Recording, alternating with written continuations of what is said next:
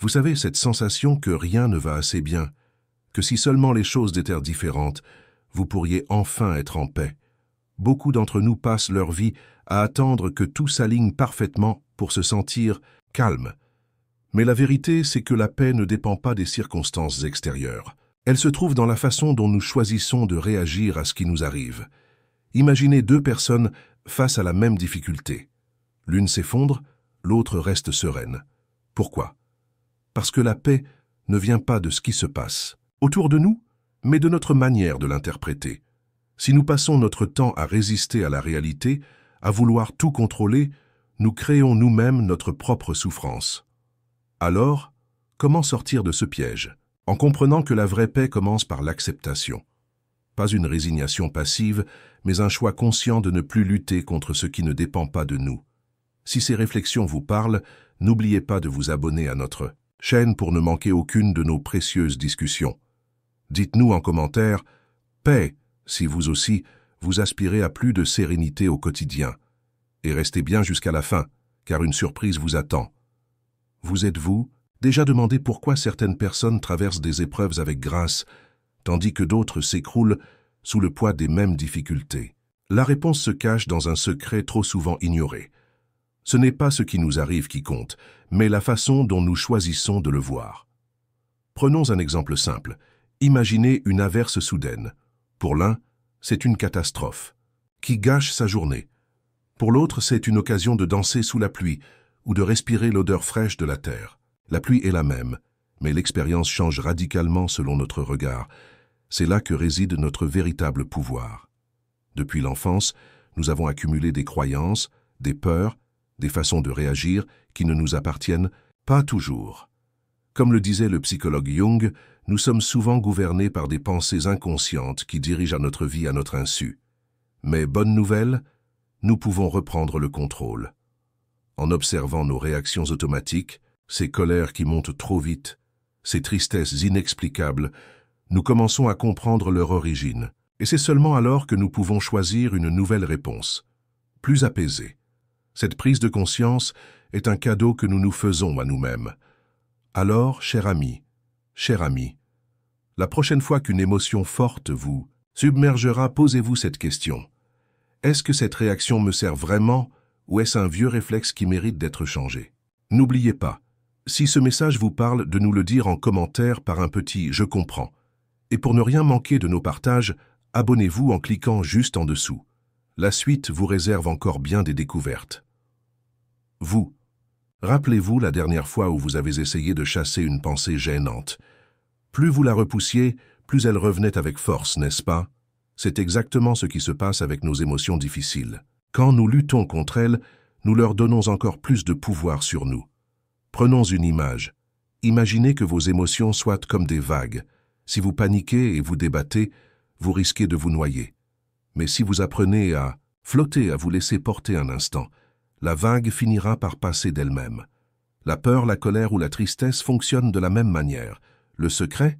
Observez sans juger. La prochaine fois qu'une émotion désagréable se présentera, essayez ceci. Au lieu de dire « je suis en colère », dites simplement « je ressens de la colère en ce moment ». Cette petite distance change tout. Vous n'êtes pas votre émotion. Vous êtes la personne consciente qui la remarque. C'est comme être assis au bord d'une rivière et regarder les feuilles flotter sur l'eau. Les feuilles, ce sont vos pensées. Vous pouvez les voir passer sans avoir besoin de sauter dans l'eau pour les attraper. Cette pratique demande de la patience, surtout si l'on a passé des années à réagir automatiquement. Mais chaque fois que vous y parvenez, vous reprenez un peu plus le contrôle de votre paix intérieure.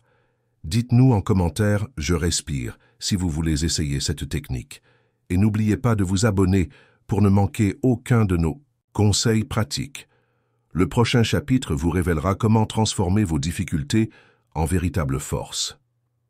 Combien de nuits avez-vous passé à ressasser ce qui aurait dû être différent? Ce besoin de tout contrôler nous épuise et pourtant, et si je vous disais que la vraie liberté commence quand on accepte de lâcher prise?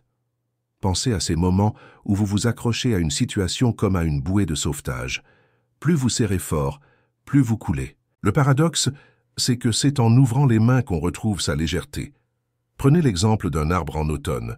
Il ne résiste pas à la chute de ses feuilles. Il sait qu'en les laissant partir, il se prépare à renaître au printemps. Nous devrions en faire autant avec nos attachements excessifs, aux résultats, aux opinions des autres, à nos vieilles habitudes. Concrètement, comment faire? Commencez petit. Quand une contrariété survient, respirez profondément avant de réagir, rappelez-vous, ceci aussi passera. Concentrez-vous sur ce que vous pouvez vraiment influencer, ce n'est pas de l'indifférence, mais une sagesse pratique. Comme le disait un vieux proverbe, la rivière ne force jamais son cours, et pourtant elle finit toujours par atteindre la mer. Essayez aujourd'hui même, identifiez une petite chose à laquelle vous pouvez consciemment renoncer aujourd'hui. Vous verrez comme c'est libérateur, dites « Je lâche prise » en commentaire si vous êtes prêt à essayer. Et surtout, abonnez-vous pour découvrir demain comment transformer vos épreuves en tremplin. La suite pourrait bien changer votre regard sur les difficultés. Tout ce que nous avons partagé ensemble ne restera que de belles paroles, à moins de passer à l'action. Mais pas n'importe comment. Je vais vous montrer comment appliquer concrètement ces principes dans votre quotidien, sans effort excessif. Commençons par une vérité essentielle. Vous n'avez pas besoin d'attendre le moment parfait. La paix intérieure se construit maintenant, dans les petites choses. Voici 3 pas simples pour commencer dès aujourd'hui. Le rituel du matin. Avant même de sortir du lit, prenez 30 secondes pour respirer profondément et fixer une intention positive pour votre journée. Par exemple, aujourd'hui j'accueille ce qui vient avec calme. L'ancrage dans la journée. Choisissez 3 moments clés, le déjeuner, la pause café, le coucher, pour faire une micro-pause conscience. Posez-vous cette question. Est-ce que je résiste ou est-ce que j'accueille dans ce moment présent? Le bilan du soir.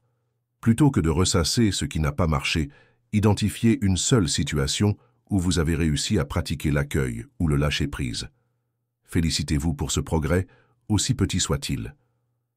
Ces exercices semblent simples, mais leur puissance réside dans la régularité. Comme un jardinier qui arrose ses plantes chaque jour, vous cultiverez ainsi progressivement votre jardin intérieur. Et souvenez-vous, chaque fois que vous oubliez de pratiquer, que vous retombez dans d'anciens schémas, ce n'est pas un échec. C'est une occasion supplémentaire de faire preuve de bienveillance envers vous-même. Maintenant, c'est à vous de jouer. Dites « Je m'engage » en commentaire pour officialiser votre démarche. Partagez ce qui vous a le plus parlé dans cette série. Vos retours nous aident à créer du contenu qui vous correspond. Et bien sûr, abonnez-vous pour recevoir nos prochaines guides pratiques. La plus belle récompense pour nous, savoir que ces graines de paix porteront leurs fruits dans votre vie. À vous maintenant de les faire grandir un jour à la fois.